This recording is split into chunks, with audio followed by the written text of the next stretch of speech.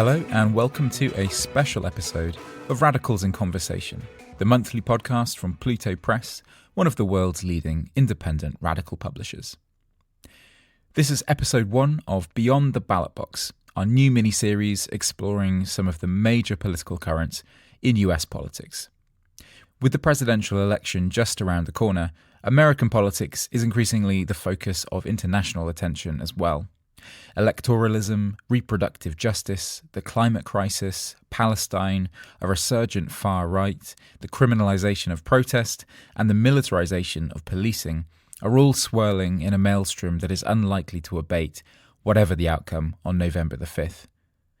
It's our plan to dive into many of these issues over the course of these coming episodes, and I'm delighted to be joined in this endeavour by my esteemed colleague and friend James Kelly. James is Pluto's publicity and social media manager, and he's also a native of New Jersey. So it's really exciting to have him on board for this US mini-series to share his perspective and insights in addition to those of our guests.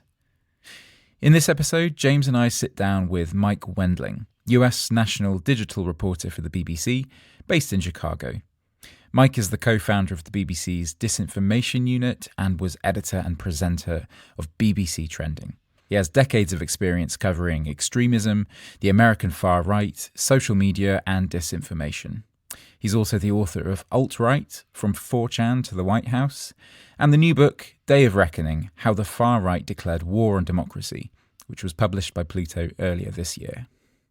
We talk about how the movement known as the alt-right morphed over the years of the Trump presidency in response to events such as the COVID-19 pandemic and the January 6th Capitol riot.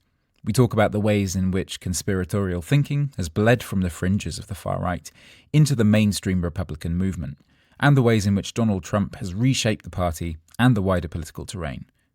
We get Mike's reflections on the recent Republican and Democratic national conventions, and the extent to which the assassination attempt on Trump and the substitution of Harris for Biden on the Democratic ticket have changed the electoral calculus less than 2 months out from the election. Before we get underway, a reminder for listeners that you can get 40% off both Alt-Right and Day of Reckoning through plutobooks.com. Just have to use the coupon podcast at the checkout. This is Mike Wendling on Radicals in Conversation.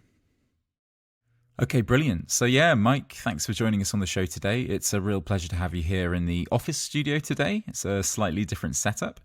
We're also joined by my colleague James Kelly. Really excited to have him on the show for this mini-series as well. It's great to be here, thanks. So, for context, I guess we're recording this episode a few hours before the televised debate between Trump and Kamala Harris. At the time of recording, the national polling averages have Harris ahead 47% to 44%, and those numbers haven't really moved much in the last couple of weeks. But the reality is obviously we're in for a really close race, whether or not tonight's debate moves the needle. So anyway, that's really just for context in terms of when we're recording this, because a lot might happen. A lot has happened. Yeah, exactly. So for listeners, the date is the 10th of September. Anyhow, so Mike, perhaps we could just start off with something pretty obvious. Could you just introduce yourself briefly, tell our listeners who may not be familiar with your work a little bit about your background and the work that you do professionally? Yeah, sure. I'm Mike Wendling. I'm a reporter currently working for the BBC as national digital reporter for the US in Chicago. And I've done various jobs at the BBC and going further back at other organizations. I have specialized recently in extremism, disinformation, the far right, conspiracy theories, and other sort of fringe things in the internet that float around every day more and more. My previous book for Pluto was Alt-Right, From 4chan to the White House, and this latest one was sort of a natural evolution, I suppose. Throughout that time, it was mostly based in London, but I relocated to the US, where I'm from, 2 years ago. And it struck me as I went back to my home country just how deeply conspiracy had wormed its way into the right of American politics, in particular in the United States. At the same time as the Trump movement, which looked pretty dead after Donald Trump left office, had become increasingly mainstream. And now, like you say, we're at this point where it's going to be a very close election and it could be Donald Trump in the White House again. Yeah, brilliant. So, as you've already said, your new book, Day of Reckoning, How the Far Right Declared War on Democracy, that came out in May from Pluto. And you've alluded to the previous book as well, Alt-Right From 4chan to the White House, which was published in 2018. And as you say, it kind of feels like this book is a sort of sequel to that one. And I think, you note in the introduction to this book that the movement that dominates the right-wing fringes today has its roots in that political movement known as the alt-right, which is the subject of the previous book. So that seems like a good place to start, really, with the alt-right. Could you outline briefly some of the unifying features of that movement, which is, admittedly a kind of broad coalition, if we can use that word? I mean, it took me a whole book that's twice as long as the current one to explain all the sort of so 2 minutes here would be fine. And tensions, because there were tensions in the alt-right. I mean, I suppose I would say that you don't hear people talk necessarily about the alt-right anymore. And that's not necessarily because the alt-right has gone away or those people have gone away. In fact, some of the people who were sort of very prominent in that movement are still around and still sort of making content or, being involved in politics. It's just that a lot of the ideas and the characters have actually sort of moved a little bit more into the mainstream. A lot of them haven't. A lot of them have sort of gone off the deep end or have been canceled in various ways. But that's just sort of the fact of life of politics and something I try to get at in the new book. The alt-right was always opposed to, I guess, the Republican establishment. There were sections of the alt-right that were really obsessed with race. Most of the alt-right was very into white identity politics of some stripe or another. How racist they were or how into neo-Nazism they were was always sort of like a bone of contention that was pretty wide, but they were all sort of in that general sphere. And, it was a movement that was largely born and developed on the internet. So it was about visual language. It was about memes. It was about Pepe the Frog and posting on 4chan. And it was about sort of ignoring convention and just sort of giving 1 or 2 fingers up to the establishment, depending on what country you're in. You can kind of see in that description how it dovetails in some ways with Donald Trump and the sort of MAGA movement.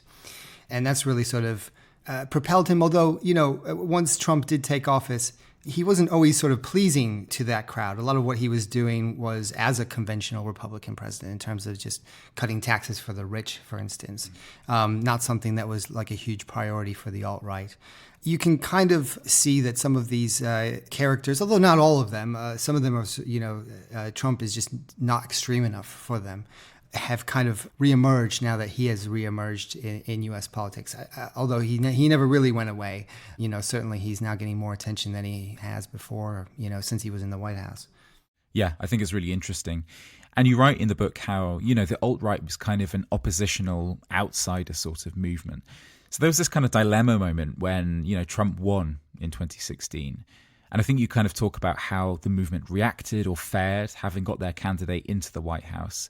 And you refer really to 3 kind of key events during the Trump presidency in terms of the impact it had on the alt-right and the sort of unraveling of that movement in a sense. So you've got Charlottesville in 2017, the pandemic, of course, and then the January 6th Capitol riot, which, runs like a theme throughout the book.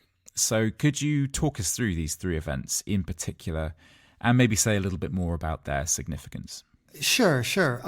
So the tensions within the alt-right really sort of came to a head in Charlottesville, where you had hardcore neo-Nazis. Let's remember that the march in Charlottesville was called Unite the Right. And the organizers of that, even though they were very extreme, some of them really thought that they could scoop up all this sort of, not moderate conservatives, but sort of, not neo-Nazi types and not radical types, along with some very, very serious extreme people, including, people have subsequently been charged and convicted with all sorts of crimes and been involved in much more sort of extreme organizations. And, for a moment there, it looked like they had a triumph. It looked like they had pulled off this torchlight rally. There was some sort of fighting with anti-fascists, but they looked like a unified mob. The following day, with the violence and, the death of an anti-fascist protester and the injury of many others, and widespread fighting kind of showed the ugly side of that. And it was at that point that the alt-right became kind of unfashionable, the infighting and the bickering turned up, and the label to some people became very toxic. And certainly to mainstream Americans, that sort of woke them up to that. It's no secret that is what inspired Joe Biden to run for president again. He perhaps might not have, but he explicitly said that in his speech when he opened his campaign for the 2020 presidency.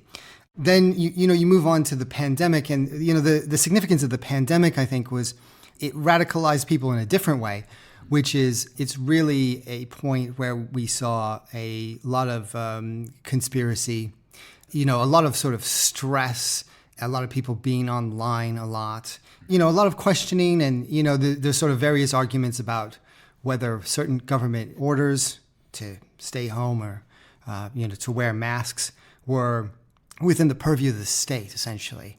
And some of those things were, perfectly sort of, I guess, legitimate arguments to have.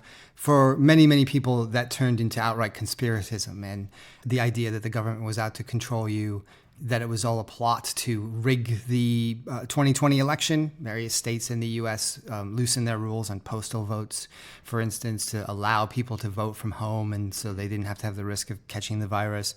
At the same time, Donald Trump was spreading conspiracies of his own about voting, which became a major theme and is still a major theme of his politics today. Certainly, he is ramping that theme up as we head to the election. He keeps saying that there is going to be cheating by the Democrats. There's no evidence of systemic cheating, but it's a theme that he and his supporters, they absolutely believe. Millions of them believe. And then, all of this, of course, culminated in January the 6th in that riot at the Capitol and the invasion of the Capitol, where, a lot of people from all these various different strands of the alt-right and the far-right in the U.S. showed up. And, it's always remarkable to me how sort of, history might move one way or the other. I was covering the trial of the Oath Keepers militia. And in Day of Reckoning, I talked to the son of the Oath Keepers leader about some of the events that were happening around that time and how he was viewing them. And, it would only take one issue of a command to get a lot of weapons that the Oath Keepers had stashed across the Potomac River in Virginia in a hotel room to the Capitol. And then, the shooting were to start, and who knows how things might have turned out differently then. That looked like, that might be the exit of these people from the national stage. And yet, here we are, again, talking about this years later, and Donald Trump is still on the scene, and the people who were supporting him that day are still on the scene. And I think probably, what we're trying to, or what we're sort of seeing, rather, is the attempt to rewrite some of that history by Trump and his allies, who are calling the people who were participating patriots and heroes, and some of them were treated unfairly. Of course, Trump himself doesn't specify which ones he would release if from prison, but pardon them if he were elected president. But you're hearing this reflected more and more on the right. So you have Marjorie Taylor Greene, the representative from Georgia, who's a really sort of good emblem of this sort of new right, far-right movement in Congress. Just held a hearing the other day into the unfair treatment of the January 6th prisoners. So it's becoming a much more sort of mainstream thing. And, that would be surprising to somebody who woke up on January the 7th when Americans of all stripes were pretty aghast at what had happened. The rehabilitation of that event is really interesting. Yeah, absolutely. I think that touches on a few things, like firstly, the sort of equivocal relationship that elements of the far right have with violent extremism. I mean, there are bits in the book about murder denial and motive denial, which are all sort of wrapped up in this kind of conspiratorial sort of thinking a little bit, but ultimately about downplaying the violence of far right actors. And then, the reframing of violent extremism as sort of patriotism, necessary action that's been taken to save or protect the country somehow. So some of these groups, like the Oath Keepers, didn't fare particularly well after January 6th, but other groups like the Proud Boys have managed to sort of, Yeah, I think you refer to a kind of calculated ideological ambiguity which they have, and an ability that they've had to sort of pivot to other issues, I guess, since January 6th, notably to sort of attacking trans and gay people as part of a wider societal moral panic as a way of enduring. So, yeah, could you say a little bit more about like groups like the Proud Boys and, yeah, how some of these groups have morphed their agendas and so on? I mean, one of the things that you sort of saw by studying the alt-right and sort of, tracing this kind of path that particular sort of groups or even sort of communities that were online that sort of focused around various like websites like 4chan or, even personalities and influencers and stuff, is that they would form, they would break apart, there would be infighting, there would be fighting in between the groups, but the energy was always constant. It was almost like a law of physics or something like that. So while like you said, the Oath Keepers, when Stuart Rhodes, the Oath Keepers founder, went to prison, he was the head of the snake, really, and it was just sort of cut off and it was gone. The Proud Boys fared better, even though their leaders also went to prison. They were more sort of a dispersed, locally focused, and in some ways sort of less tooled up and military focused group, so they were easily kind of able to sort of say, what, we're just garden variety conservatives, we are not the people stashing guns, even though there was, a huge contingent of Proud Boys at the Capitol and certainly violent ones, many of them who have been convicted for violence that day. They managed to survive. You see these days, the Proud Boys actually sort of splitting internally. It's a little bit complicated, but essentially it's sort of more radical Proud Boys who definitely want to go sort of more in a political direction versus the people who, are far right but want to sort of remain true to the sort of party spirit of the original Proud Boys. And yet the people who are getting involved in these things, they just want belonging of some description, It's rare that somebody will be heavily involved in a far right group, leave it and not do anything, afterwards. They'll find some sort of outlet for their energy. In some ways, because of the dissolution of some of these groups, the Three Percenters is another one that I cover in the book that has largely gone away as like a national organization or as like a cohesive movement. But certainly, as I said, there's still millions of Donald Trump supporters and still millions of them who believe in vote fraud, conspiracy theories, and millions of them who get very excited about this and who are really getting very excited about the next election and their idea that Kamala Harris is a communist and must be stopped at all costs. If only. And so you have this... you may not have a group that's uniting these people, but they are talking to each other online and, in a more sort of dispersed and fragmented way. It makes it sort of the possibility of collective action amongst these far-right groups a little less likely. And, I don't like to make predictions. However, the chances of a January 6th type everybody come to Washington and we're going to catch the police by surprise and they won't know it's hit them, doesn't seem very likely to me, because all those elements don't seem to be in place.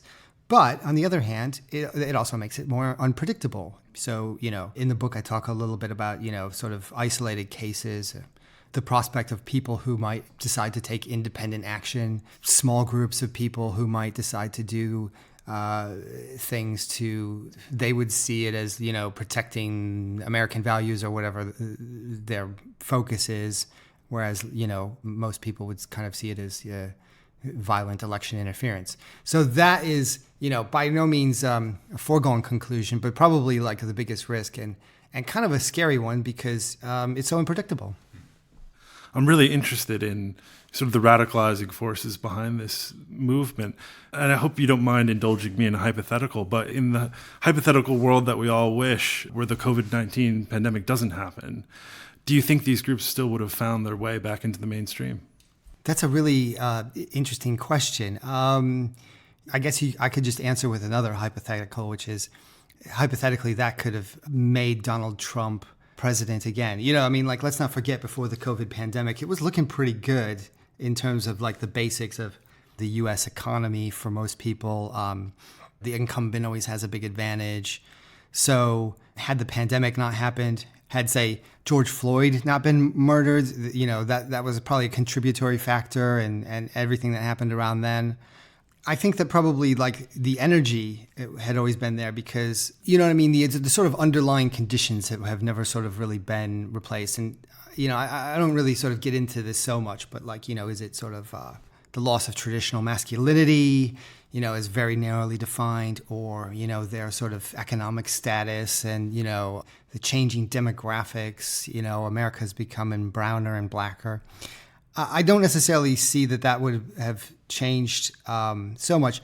The one thing probably, if we could sort of like just pluck the COVID pandemic away, if only, is that, and it's not really confined to the far right, but it certainly sort of has given them rocket fuel.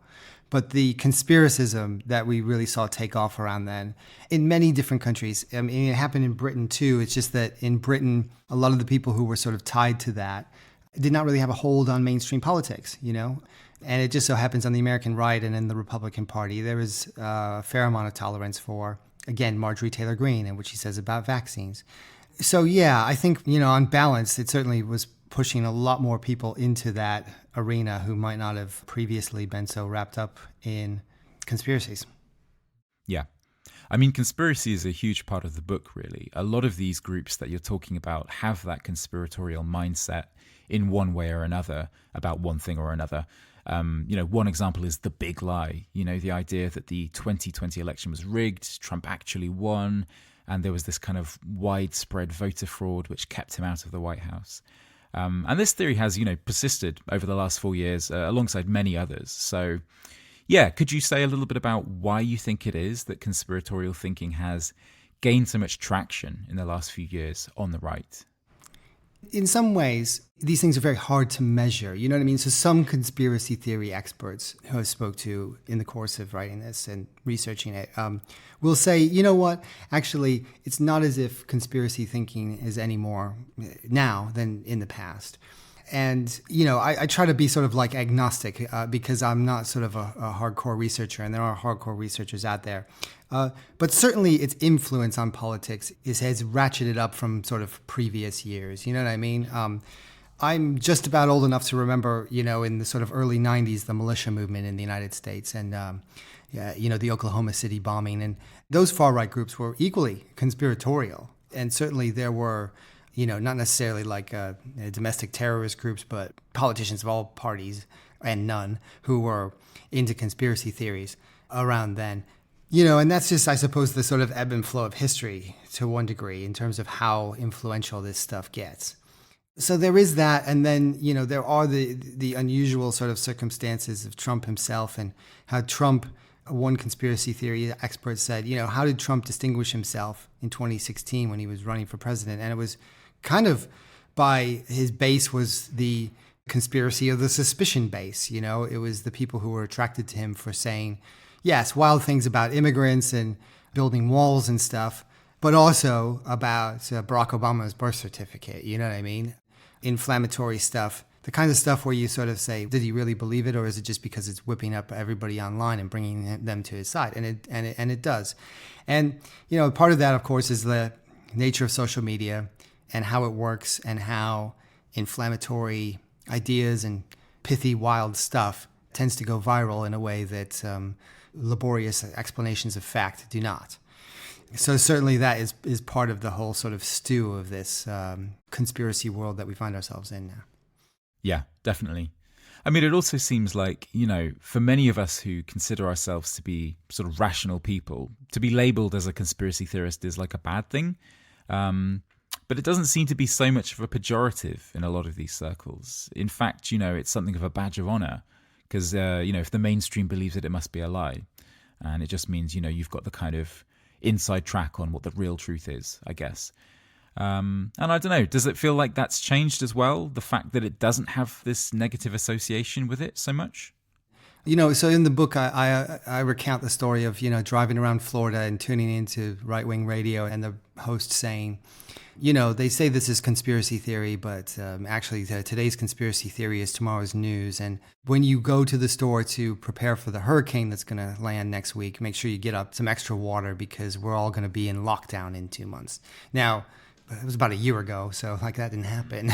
but the brilliant thing about conspiracy theories is, in terms of strategy, is that you only need to be right once, and the debunkers need to be right all the time. They need to have a 100% record. If you say, we are convinced, and I'm not saying that I ever said this, or that many fact checkers said this, although some did. I'm convinced that the COVID virus did not come from the lab in Wuhan, right? And then you have some credible people say, oh, wait, hold on a second. We're not quite sure about that, And then the conspiracy theorists can say, aha, you were wrong about that. What else are you wrong about? Or we were right about that. And, what else are we right about? That's why any example of voter fraud, for instance, is seized upon. Donald Trump will tweet about a case of voter fraud. Voter fraud exists, right? It's extremely rare, but there are cases. People go to prison, get criminal convictions for this. It's not as if it's completely absent. It's bad logic, but for people who are minded to believe a politician like that who has all these followers, they're minded to believe it, and so, it must be true if he says it. Yeah, so in the book, Mike, you talk about the role that conspiracy-driven right-wing influencers and podcasters play in the MAGA movement. Something that gets a lot of airtime that we've talked about here today is, and especially during an election season, are the false theories about immigrant voting. These theories claim that mass numbers of undocumented immigrants and non-citizens are voting in American elections, deliberately aided by Democratic policy. Can you tell us what allows this misinformation to thrive? And now that the Democrats have taken this hard right turn on immigration, legitimating many of the concerns of Trump voters in an attempt to outflank the GOP, are they helping perpetuate these theories too? Yeah, I don't know if they're helping to perpetuate these specific theories. I would say, there is a triangulation effect going on for sure. The Democrats are trying to say, we're just as tough as you. And I suppose we should all just keep in mind that, as we said at the start, it's going to be so close that, if you can do some sort of policy that shears off 1% of the other guy's vote, that's actually a really significant thing. Whatever your values are, would be damned, right? It may, in the minds of some people, feed into these, but I feel like the narrative of illegal immigrants voting is kind of nonsensical in one way, and it's completely driven by the top in another. It's the Donald Trump and his allies are talking about this kind of thing. You don't really need to have too much exposure to immigrants in the United States to realize that they are thankful to be there and they will not do anything that would put that in jeopardy. Now, obviously, there are counterexamples to that, but why would you risk, if you come from a country with a poor security situation, that you fled and in some cases spent a lot of money to leave and put yourself at great personal risk to come to the United States? Why would you cast a ballot? That does not seem to be a logical decision. So, if you just sort of think about it at that level, it doesn't make any sense. If you have some sort of interaction with immigrants, asylum seekers or even illegal immigrants, you just realize that is not what they're setting out to do. The tricky bit in sort of debunking these things, I suppose, comes when the language and over the years, Trump and his allies and the far-right influencers have been so good at masking their language and their sort of true intentions and talking in codes and stuff. So if Elon Musk, for instance, says, yes, they're importing immigrants so that Democrats will always win elections, he has the out by saying, I'm not saying that all these people are coming here or that there's a deliberate thing to bring them here. He can say, yeah, they're simply allowing them, and eventually they'll become legal citizens, and eventually they'll vote. Elon Musk is maybe a bad example because I think actually he probably is increasingly, judging from his tweets, believing in some of the more sort of extreme rhetoric. But some of those conservative and far-right and fringe influencers definitely maintain a sort of ambiguity about their conspiracy theories. You know what I mean? That makes it very difficult to check or debunk. I mean, to my mind, it often shows sort of the limitations of fact-checking. I mean, fact-checking is a sort of a journalistic enterprise. And I know a lot of fact-checkers, and they're really excellent at their jobs and very dedicated and hardworking people, and they have to work so fast. I don't want to sort of like denigrate what they do, but there is always a limitation there because the far right, particularly those sort of like influencer podcast people, have built in a strategic ambiguity in their messaging. They've really learned not to be pinned down. Yeah. No, I think that touches on something. And it seems like a lot of this is kind of non-falsifiable, right? You use that word in the book. But even leaving that aside, even if, like you say, there's limitations with fact-checking, even if you're able to prove something's untrue, it doesn't always seem to be an effective way of dispelling some of these widely held beliefs. And maybe that brings us back to Trump and the sort of Trumpian style of PR, No shame, no apologies, lots of lies and outlandish statements which are easily disproved, and yet the debunking of which makes no sort of dent in his popularity. Some of the things Trump has done and said would have been considered career-ending in another era, right? Another more innocent time. But if anything, it only allows his support base to grow more fervent. So, yeah, do you feel like it is Trump's Republican Party now? And that the other candidates that were in the field before he became the nominee again were having to appeal to these kinds of conspiratorial fringes? In a word, yes. I mean, like I was a couple of months ago in the Republican National Convention and see the lineup and the speakers. And you see Tucker Carlson gets a speaking spot and Marjorie Taylor Greene gets to speak. But what you don't have is any former Republican president speaking. You don't have a Bush up there. You don't have a Mitt Romney type talking. It really is, in terms of that core party, the Trump party now. And you have to, I think, probably to get on, a really good example is J.D. Vance, right? So obviously J.D. Vance was a never Trumper. He was always a conservative of various stripes, but, he had to bend the knee to Trump. First of all, to get a Senate seat and get Trump's endorsement for that, but now to be his right-hand man. Trump has also remade the sort of structure, you know what I mean? He's put his daughter-in-law in charge of the Republican National Committee, and, his allies are installed in top positions. And it's very interesting, at some point, I suppose, again, this is getting a little bit speculative, but like at some point Trump's going to go one way or the other, right? Through politics or simply, natural mortality or... he almost got shot, right? So there's that. And cults of personality have a way of unwinding in very unpredictable and strange ways. And I won't sort of venture any more about how that might happen. But there will be a sort of post-Trump Republican Party at some point. Who knows what it's going to look like. Yeah, absolutely. I mean, that makes sense. And, one of the constituent groups of the Republican base is Christian nationalists, right? You talk about them in the book. And it's a dynamic force within the movement. And yet Trump has always seemed a bit of an odd figurehead for them, for anyone kind of espousing traditional family values or whatever. And yet he has become this sort of messianic figure for many of these people.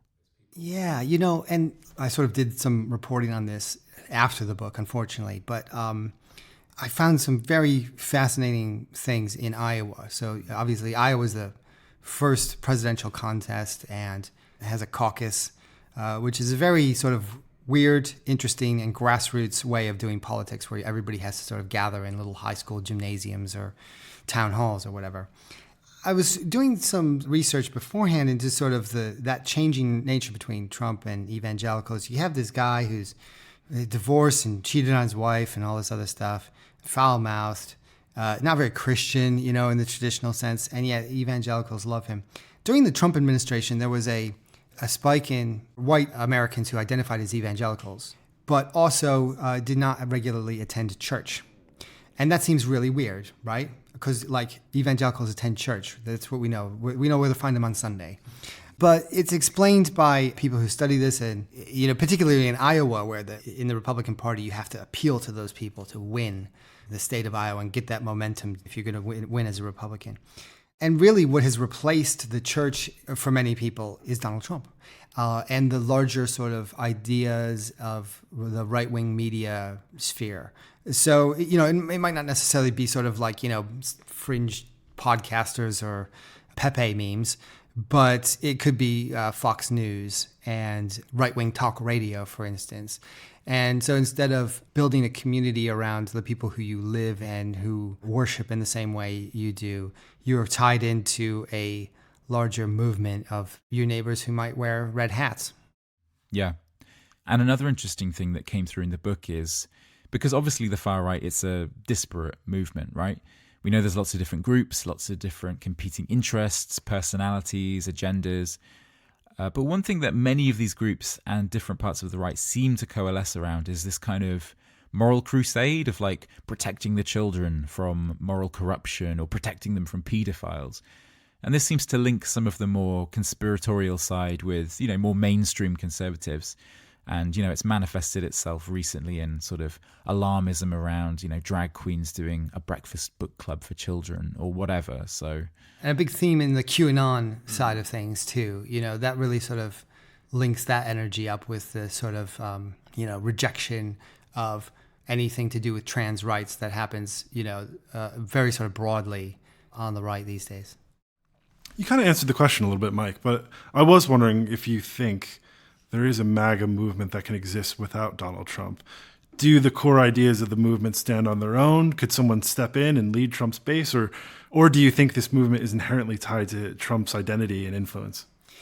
I think, now having gone to a number of speeches by Donald Trump this year and also seen a number of speeches, by a whole bunch of other politicians, I think he's got a sort of skill, I suppose, that's been honed over his sort of years in the entertainment world. It doesn't really have much to do with the business world or whatever he did, in buying and selling buildings or, going bankrupt or whatever.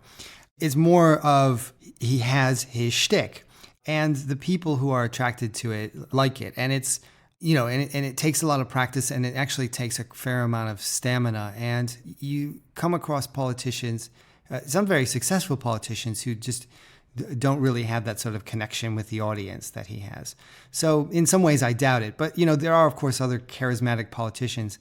I couldn't really sort of like name the most likely ones off the top of my head.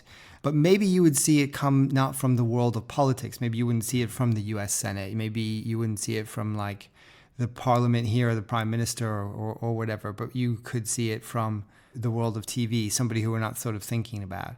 Or, maybe the world of podcasting, maybe that's going to sort of give us the next Trumpian leader. It's a difficult one to pull off, but not impossible, I don't think. Certainly be very interesting fireside chats if that were to happen. So, I guess, so you've already alluded to the fact that you're originally from the States. You lived over here in Britain for a couple of decades and then moved back a couple of years ago. So, yeah, I guess what were you expecting to find, politically speaking, on the ground in your home country when you moved back in 2022? And were those expectations met? And maybe this also ties in with, like you've said, Trump has this connection with a certain portion, a large portion, millions of people. He speaks to them or speaks their language. And at the same time, a lot of people absolutely hate him. There's a lot of polarization. Do you feel like liberals, progressives, people on the left in America have a proper grasp of the true nature of the far right or of the appeal of figures like Trump? Because you get the sense that as much as the sort of conspiratorial echo chambers exist on the right, they obviously exist on the left too. So, how much interaction is there between increasingly polarized sections of society? And how much were you, taken aback by the prominence of these ideas, which we've been discussing, when you return to the States? Yeah, as a journalist, I sort of go in and out of these communities, and it's actually kind of a privilege to work for the foreign media and the BBC, because I have access to a whole bunch of different communities that I can report on, from very far right to very far left, depending on the story. And I think that there is not a whole lot of sort of understanding outside those bubbles, But then, to be completely fair about it, I don't know if there ever was. You know what I mean? I remember sort of being amongst sort of political bubbles when I was younger, and I didn't really sort of feel like there was a whole lot of understanding, and definitely like a feeling of separateness. If you grew up in the Midwest town, I went to a university in Ohio in a small town, and if you were hanging with the punks in that town, yeah, you had a community that was sort of like the bands coming in and the small group of people that you knew. But it didn't feel like really connected to the wider world, Here, no matter what your subculture is, you kind of, in this day and age at least, it's like, you have some sort of connection. So, maybe it's even gotten a little bit better in terms of, we now know about these things. But certainly, I don't think people sort of understand where people are coming from very much more, even if they know what they're saying online. I mean, like in terms of polarization and what I was expecting, when I moved over in the summer of 2022, it was not a foregone conclusion that Donald Trump would continue his grip on the Republican Party. People were very, talking about bread and butter issues around the midterm elections, There was certainly an active abortion rights movement, and that became a big political issue, but it wasn't being dominated by the fringes, really. You saw some pushback from not just the left, but the center in terms of that. So it was looking like almost a reversion to some sort of like previous normal. I won't call anything really normal these days, but like I say, it wasn't a foregone conclusion that Donald Trump would sort of rise again. But then, it didn't take me very long to understand just how deep that sort of fringe that we used to call the alt-right had burrowed into politics. It didn't take me long to sort of discover that the conspiracy of voter fraud or the anti-vaccine activism had phenomenal support from a lot of people and a lot of surprising people, and the whole sort of underbelly of American politics. I don't even know if you can call it an underbelly anymore. It quickly became apparent to me how large and powerful those movements were. Oh, it's interesting what you're talking about, how bread and butter issues were kind of dominating around the time of the midterms. What do you think is dominating now in the discourse? Because I guess political memory is short on the one hand. I mean, we've referenced the assassination attempt, but that already kind of feels like old news. And you kind of wonder how much political capital Trump can bank from that come election day. But yeah, what are the big issues that are being talked about at, say the Republican National Convention and indeed at the Democratic National Convention?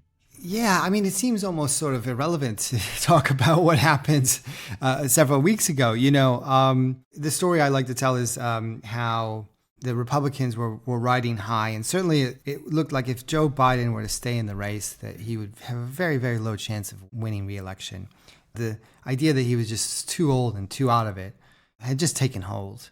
And what's interesting is that, to my mind, having sort of sat and watched Donald Trump give his very long speech, about twice as long as we had expected, and really sort of like going for the audience in the room rather than the millions of people watching at home, he probably lost a chance to win back a lot of people who were maybe sort of on the fence about him in 2020 or may have voted for Joe Biden in 2020. And then, of course, several days after that, Joe Biden was no longer an issue because he dropped out of the race. The problem with identifying any particular issues is that by the time you actually sort of put this out, it could be completely different. Like right now, people are still talking about the economy. People are talking about immigration. But people are also talking about how disliked Donald Trump is by large segments of the population. Kamala Harris has been refining her platform, and it's not always clear where she stands on every issues, but maybe that's a strength rather than a weakness. I really don't know. At the Democratic convention, I was with the protesters, and of course, they were talking about Gaza most of the time. Most of the protests were focused on the situation there. And it's definitely a thing that brings together, I wouldn't sort of like exaggerate the power of that movement for Gaza in the United States, but it's definitely there, and it's definitely a solid thing, and people are passionate about it, and they're not going anywhere. You know what I mean? And, if you're Democrats, that's probably one of the things that you're going to worry about, appealing to those people who are naturally inclined to at least try and keep Donald Trump out and might stay home because you support Israel. Yeah. I mean, I was going to ask how effectively you think the Harris-Walz ticket has been in contesting the political terrain and offering, I suppose, an alternative vision of America that might tempt back, well, some of their own voters, particularly because of the situation in Gaza and given Joe Biden's relationship with and support for Netanyahu, and how disaffecting that's been for a large chunk of their base, especially in, what is a close contest like we've been discussing. Yeah, there is the base, but I suppose, you have to think about most people aren't looking at politics like that.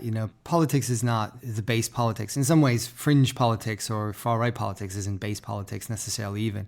But we'll leave that aside. That could be a whole other hour conversation we have. The issue with something like Gaza is that it's not... it's bringing tens of thousands of people out into the streets of Chicago. Not hundreds of thousands or millions, but tens of thousands of people in the right places. It swings the election. It really has the potential of doing that. So it's the idea that the margins are so thin rather than there is sort of like a really effective movement. And there is I was outside the convention walls with the protesters, but I was also inside and talking to and interviewing delegates who are firmly in the Democratic Party, but also very, very opposed to the Biden policy on Israel and Gaza. And so some people are persuadable, and I feel like, I haven't done a whole lot of coverage on that particular issue recently. As you get into the election, you sort of see how people may go one way or the other. Now, certainly they weren't even bothering to put big protests. I mean, there were protests outside the Republican convention, but they weren't putting their energy into trying to persuade Donald Trump and the Republican delegates that they should get a place on stage, for instance, because that wasn't going to happen. And so whether you do a political calculus and you say, I'm going to vote for the third party or not vote or whatever, or you hold your nose and vote for the person who you think might somehow advance your interests later on in some way, for a lot of the people I've spoken to, it's like a very personal decision, and it might come down to the wire. Yeah. I mean, maybe to bring this back full circle to talking about the potential for some kind of political violence a la January 6th following the election.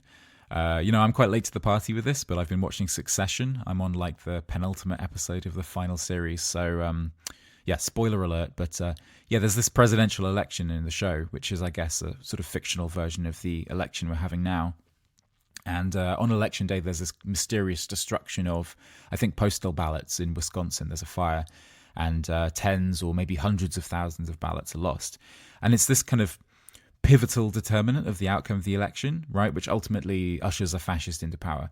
So watching this now, it's kind of made the looming election in November suddenly feel a lot more tense because, when you're talking about these fine margins and we're mindful of the Capitol riot 4 years ago, and wondering what lengths some people might be willing to go to this time to ensure they get, quote unquote, the right result. So I guess, what are your thoughts on what the mood is like? Is it tense? I think in some quarters, obviously, people like myself are sort of watching these things all the time. Day to day, it probably doesn't feel like that. However, as we get closer, I think we're talking something like 57 days or 56 days to the election. As we get closer, I think probably people will start to feel it, And it's when people are talking on the streets or, talking to their neighbors and expressing their views on whether they think it should go one way or the other. And as well as when the rhetoric heats up. I think, Donald Trump has spoken more in the last few weeks about the voter fraud issue as he sees it, his conspiracy theories about voter fraud, because he was pretty assured when Joe Biden was the candidate. He was feeling very confident. Republicans were feeling hugely confident at the Republican convention, but now they're worried, and now the polls have obviously, in some ways flipped, or depending on how you read the polls, they certainly have moved in the Democrats' direction, and so you now have a large dose of paranoia being injected via Donald Trump into the mainstream. And again, I said about the chances of another January the 6th probably being low in terms of that exact scenario playing out. Because the organized groups are weaker, because the authorities are ready, frankly, because the White House is controlled by Democrats. And, so if Joe Biden wants to give the order to put the National Guard in, it won't be sort of putting them in against his own supporters. If something like that were to happen. But like the Wisconsin scenario, I'm pretty positive that there will be viral videos on election night and people sort of alleging that some random box is actually a box of ballots that's either being thrown out or secreted in a count in, wherever, Georgia or Pennsylvania or Arizona, wherever. And, the rest is maybe down to luck and a lot of people will be holding their breaths. You know what I mean? American democracy, I mean, like British democracy, it's sort of, in terms of the structure of voting, relies upon people in local areas with a variety of different views trying to like do some sort of collective action, you know, for one night, you know? And that's a kind of a thin thing to hang it on if you think about it. And we'll see. So we're recording this podcast on the day of the first presidential debate between Kamala Harris and Donald Trump. I'm interested in what you think about these presidential debates from the point of view of a disinformation expert. Are these debates more spectacle, or are they still a great way for voters to learn more about the candidates? It's interesting because I was looking today at how many people actually watched them. And, you know, even the most popular debate in 2020 was watched by about, I believe, 72 or 73 million people. That's less than half of the number of people who actually voted, right? People are consuming these things in bite-sized chunks. I don't know whether that is any sort of different from what we've seen in the past. In some ways, big set-piece events like this, you know, which are very concentrated in what they're going to say and live television, actually aren't that prone to misinformation, disinformation. So in other words, I don't think we're going to wake up tomorrow, famous last words, but I don't think we're going to wake up tomorrow and see that there's going to be like a deep faked clip that's going to go viral and that loads of people are going to think that Kamala Harris professed allegiance to the Communist Party, or, you know, Donald Trump gave a Hitler salute or anything like this, right? That tends to not happen because you can always just check the tape, and millions of people do watch live and they know rubbish. Disinformation and the misinformation comes in sort of the vacuum of low information. It comes out of the blue when people sort of make up stories and they're either not debunkable or not debunked fast enough. The white hot heat of the election where you see a viral video clip and you don't really know what's going on, but somebody's telling you what's going on, their own narrative, even though they weren't there. So, you know, it's a very difficult sort of a game of whack-a-mole to play, but that's just sort of the nature of the beast. Brilliant. Well, yeah, I think that's probably a good place to leave it. We've covered a lot of bases. There's more in the book, which we haven't really touched on, but that's fine. You know, listeners can go away and grab a copy. It really is an excellent read. James and I were just talking about that earlier. Yeah, excellent book. So congratulations on that. And yeah, thank you very much for taking the time to talk to us today. Oh, thanks for having me. Thanks, Mike. That was Mike Wendling on Radicals and Conversation in episode 1 of our new miniseries, Beyond the Ballot Box, focusing on some of the major political developments in the US. As ever, listeners can get 40% off both Alt-Right and Day of Reckoning on plutobooks.com. Just use the coupon podcast at the checkout. If you enjoy the show, then please don't forget to like, share, subscribe, wherever you listen to your podcasts. We'll be back in October with our next episode. So until then, thank you for listening and goodbye.